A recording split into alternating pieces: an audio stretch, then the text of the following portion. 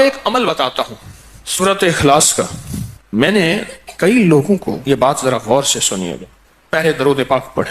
میں نے کئی لوگوں کو صرف چاشت کے عمل سے، فرض نماز تو پڑھتے ہیں، نوافل میں چاشت کے عمل سے خوشحال ہوتے دیکھا ہے. فجر کی نماز کے 1 گھنٹے بعد چلو طے کر لیں اشراق ہے، اشراق کے 1 گھنٹے کے بعد چاشت. بس آسان آپ کو طریقہ بتا دیا. دکان ہے، دفتر ہے، کاروبار ہے، جہاں بھی ہے وہاں ذرا تنہائی میں بیٹھ کے پڑھ لیں. اور چاشت کے کتنے نفل ہوتے ہیں؟ کم از کم 4. وہ 4 نفل ایک ہی سجدے سے بھی پڑھ سکتے ہیں، جدا جدا بھی پڑھ سکتے ہیں. یعنی چاروں ایک ہی سجدے سے پڑھ سکتے ہیں، جدا بھی پڑھ سکتے ہیں. جو بندہ چاشت کی 4 رکعت پڑھنے کی ترتیب زندگی میں بنا لے گا، میں نے بہت لوگوں کو چاشت کے نفل کی وجہ سے خوشحال ہوتے دیکھا ہے، بامراد ہوتے دیکھا ہے، قرضے اترتے اور قرضوں کے بوجھ ہٹتے. میں نے یہ دیکھا ہے، بہت تجربہ، بارہا تجربہ، اور زندگی کا ایک حصہ میرا گزرا ہے ان روحانی مشاہدات و تجربات میں. آج بھی طالب علم ہوں میں نے اس کے بہت تجربات دیکھے اور بہت مشاہدات دیکھے، اور حیرت انگیز تجربات، مشاہدات اس کے دیکھے ہیں کہ جو بندہ چاشت کے 4 رکعت کم از کم پڑھ لے، یہ 4 رکعت جو پڑھ لے گا، آپ اس پہ ٹائم نوٹ کیجئے گا، کبھی بھی 10 منٹ سے زیادہ نہیں لگتے. توجہ سے دھیان سے پڑھیں بھی تو 10 منٹ لگتے ہیں. پر یہ اشراق کے نفل جو چاہتا ہے کہ میری نسلیں خوشحال ہو جائیں اور میری زندگی خوشحال ہو جائے، اور خوشحال بھی کیسی ہو، اور بتاؤں خوشحال بھی کیسی ہو، خوشحال بھی ایسی ہو کہ کسی کی نہ جیب پہ نظر پڑے، نہ کسی کی امداد ہو، نہ کسی کی مدد ہو، نہ کسی کا ہاتھ اوپر کا ہو اور میرا نیچے کا ہو. بالکل ایسا نہ ہو. اللہ غیبی نظام چلاتا ہے، اس کے خزانوں میں کوئی کمی نہیں. اللہ غیب سے اور غیبی نظام چلاتا ہے اور غیب سے عطا کرتا ہے. جو یہ فیصلہ کر لے کہ میں نے اشراق پڑھنی، چاشت میں یہ نفل چاشت کے پڑھنے ہیں. اچھا، یہی نفل، یہی عمل اشراق میں بھی پڑھ سکتا ہے، لیکن میں نے جو تجربے کیے ہیں چاشت کے، اشراق کے اپنے فائدے، اس کی اپنی تاثیر، نہ انکار، ہمیشہ اقرار. لیکن جو میرا تجربہ ہے خوشحالی کے لیے، اس کی ایک وجہ اور بھی ہے. انسان اس وقت کچھ مصروف ہو جاتا ہے، اس کی زندگی میں مصروفیت ہوتی ہے. کتنے لوگ ایسے ہیں جنہوں نے آج تک سورج نکلتے نہیں دیکھا. ایک صاحب مجھ سے کہنے لگے تسبیح خانے میں آنے کے بعد میں عید پڑھنے لگا، کیونکہ عید تو وہ پڑھ دے جو صبح اٹھے، میں تو رات کے آخری پہر کو سوتا ہوں اور دن کے کتنے بجے اٹھتا ہوں، میں آج تک عید نہیں پڑھ سکا. چاشت کے نفل سورۃ قل ھو اللہ اس میں شامل ہو اور سورۃ اخلاص اس میں شامل ہو. میں نے بہت لوگوں کو بتایا، بہت لوگوں نے اپنے تجربات مجھے بتائے اور مشاہدات مجھے بتائے. کیونکہ ابھی حدیث میں ایک لفظ آپ نے سنا، وہ یہ لفظ سنا ہے، صرف سورۃ اخلاص سے محبت کرنے والے کا بدلہ بھی جنت ہے. سورۃ اخلاص سے محبت کرنے والے کا بدلہ بھی جنت ہے. اب چاشت کی ایک رکعت میں جو بندہ چاشت کی رکعت میں 1 بار علم نشرح اور 1 بار قل ھو اللہ، بس کوئی مشکل نہیں. یہ آج میں آپ کو عمل بتا رہا ہوں. پہلی رکعت میں سورۃ فاتحہ کے بعد 1 بار علم نشرح اور 1 بار سورۃ اخلاص، سورۃ قل ھو اللہ. پھر دوسری رکعت میں سورۃ فاتحہ کے بعد 1 بار علم نشرح، 1 بار قل ھو اللہ. تیسری رکعت میں سورۃ فاتحہ کے بعد 1 بار علم نشرح اور 1 بار قل ھو اللہ. اور چوتھی رکعت میں سورۃ فاتحہ کے بعد 1 بار علم نشرح اور 1 بار قل ھو اللہ. سورج نکلنے کے 1.5 گھنٹے بعد سے زوال کے وقت سے پہلے تک چاشت کا وقت رہتا ہے. سورج نکلنے کے 1.5 گھنٹے بعد سے لے کر زوال کے وقت سے پہلے تک یہ کیلنڈر ہوتا ہے، آپ دیکھ لیں اپنے موبائل میں کہ زوال کا وقت کب ہوتا ہے.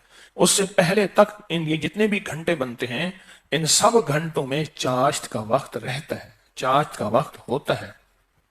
یہ چاشت کا وقت بہت لمبا وقت ہے، اچھا خاصا وقت ہوتا ہے. یہ بھی بہت بڑی خوشخبری ہے کہ چاشت کا وقت مختصر نہیں ہے. ویسے بھی ایک بات مشورہ دوں، آپ چاشت کا عمل شروع کر دیں، موقع جب ملے چاشت کا عمل شروع کر دیں. اپنے من سے پوچھیں کتنی دیر موبائل کو وقت دیتا ہے، اپنے تن سے پوچھیں تو اب من تن خود بولے گا کہ میں موبائل کو جتنا وقت دیتا ہوں اس سے زیادہ بہترین وقت اگر چاشت کو دوں. اور پہلی رکعت میں 1 بار علم نشرح اور 1 بار قل ھو اللہ، دوسری رکعت میں بھی، تیسری رکعت میں بھی، چوتھی. آپ 10 منٹ سے زیادہ ٹائم لگے گا ہی نہیں. دھیان سے پڑھیں، پھر 10 منٹ سے زیادہ وقت نہیں لگے گا. تو کیا خیال ہے 10 منٹ وقت دے کے اللہ کے خزانوں کی کنجیاں لے لیں؟ بولے. ہاں جی بتائیں، بولیں بتائیں، سارے بتائیں، جوان بھی بتائیں اور جاگتے بابے بھی بچائیں. ہاں جاگتے بابے سارے بتائیں کہ کیا خیال ہے 10 منٹ میں، بولے 10 منٹ میں کنجیاں لے لیں اللہ کے خزانوں کی، اللہ کے خزانوں کی کنجیاں لے لیں. اور یہ سورۃ اخلاص کی طاقت میں یہ چیز موجود ہے، سورۃ اخلاص کی طاقت میں یہ تاثیر موجود ہے. میں ایک دفعہ صحرا میں گیا، دور ایک ٹیلے پہ گیا. میں نے کہا مولا پتہ نہیں کتنے 100 سال کتنے 1000 سال سے آج تک یہاں سجدہ نہیں ہوا. صحرا یہ پہاڑ تو ہزاروں سال پرانے ہیں نا، بلکہ لاکھوں سال پرانے ہیں. تو میں نے وہاں نفل پڑھے، اور نفل پڑھنے کے بعد میں نے اس صحرا پہ انگلی سے سورۃ اخلاص لکھی، سورۃ اخلاص انگلی سے لکھ کر پھر اس ریت کو جمع کیا اور اس ریت کو بکھیر دیا اور اللہ سے عرض کیا یا اللہ جہاں جہاں بھی اس کے ذرے جائیں وہ سارے ذرے قیامت تک سورۃ اخلاص پڑھ کے میرے ترازو کو بھاری کریں. بس ایک عمل تھا، اور وہ اس کریم کی عطا کے بہانے ہیں، اس کی شفقت کے بہانے ہیں اور اس کی مہربانی کے بہانے ہیں. جیسے میں نے چاشت کے نفل بتائے ہیں، پڑھ لیا کریں. سفر میں ہیں، حضر میں ہیں، جہاں بھی ہیں، گاڑی میں بیٹھے ہیں نا باوضو ہیں، نفل کی آپ پڑھ سکتے ہیں. آپ بیٹھے ہوئے نفل پڑھ سکتے ہیں، آپ کھڑے ہو کے نفل پڑھ سکتے ہیں، آپ بستر میں نفل پڑھ سکتے ہیں. میرے آقا کا فرمان ہے بعض لوگ ایسے ہوں گے جو بستروں میں بیٹھ کے اللہ کا ذکر کریں گے اور سیدھے جنت میں جائیں گے. اللہ کا بڑا نظام ہے، میرا اللہ بڑا کریم ہے. دیکھیں دین نے جہاں رعایت دی ہے اس کو لینا بھی دین ہے، اپنی طرف سے رعایت نہ نکالیں. اگر رعایت دی بھی ہے تو اس کو لینا بھی دین ہے. جہاں رعایت نکالی اللہ نے دی ہے اس رعایت کو لے لیں، جہاں نہیں دی اس کو اپنی طرف سے خود ساختہ نہ کریں. اس رعایت لینے پہ اللہ راضی ہو جائے گا. اگر کوئی رعایت نہیں لی اس رعایت نہ لینے پہ اللہ راضی ہو جائے گا. کچھ چھوٹے چھوٹے عمل ایسے ہوتے ہیں جو زندگی میں بندہ شامل کر لے. پورے 24 گھنٹوں میں کتنے منٹ ہوتے ہیں؟ 14 سے 40 منٹ ہوئے. اس 14 سے 40 منٹ میں 10 منٹ میں نہیں، اپنی زندگی کے لیے، اپنی نسلوں کے وقت، نسلوں کی خوشحالی، نسلوں کی تمنگری، نسلوں کے لیے عزت دولت برکت کے خزانے، راحت رحمت کے خزانے، نسلوں کے لیے اتنا وقت نہیں ہے ہمارے پاس. سورج نکلنے کے 1.5 گھنٹے کے بعد سے جو شروع ہوا کب تک رہا؟ اور بعض روایات میں ہے سورج نکلنے کے 1 گھنٹے بعد، کیونکہ سورج نکلنے کے 20 منٹ بعد تو عشاء کا وقت شروع ہو جاتا ہے. لہذا پھر چاشت پڑھیں گے، 10 منٹ دیں گے، 1400 کتنے منٹ؟ 40 منٹ میں 1410 منٹ اللہ کو دے دیں، 30 منٹ اپنے پاس رکھ لیں اپنے پاس اور اللہ کو دے دیں. اللہ کہتے ہیں اچھا والد لایا مٹھائی کا ڈبہ، اس نے ڈبہ دیا، ایک لڈو دے دیا باقی چھپا دیا، اور دے کے کہتا ہے میرے بیٹے مجھے تو دے.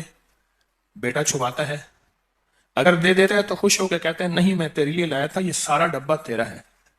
اور اگر بیٹا نہیں دیتا تو دل افسردہ ہوتا ہے، لیکن پھر بھی ڈبہ ہوتا بچے کا ہے. میرا اللہ کہتا ہے 1440 منٹ دیے ہیں، 10 منٹ مجھے دے دے، تیری نسلوں کو خوشحال کر دوں گا. بس اور کیا چاہیے؟ 10 منٹ مجھے دے دے، تیری نسلوں کو خوشحال کر، تیری نسلوں کو آباد کر دوں گا، شاد کر دوں گا. نہیں سمجھ آئی؟ نہیں نا. پھر ایک اور چیز بتاتا ہوں.